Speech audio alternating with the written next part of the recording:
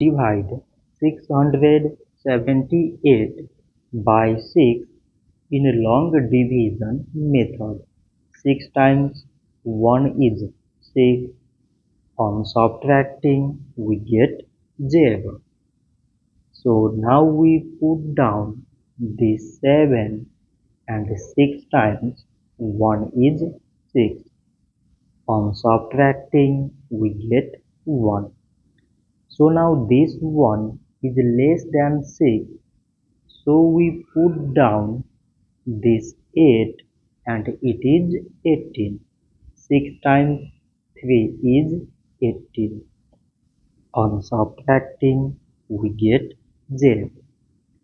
So 678 divided by 6 is 130. So this much for today and thanks for watching.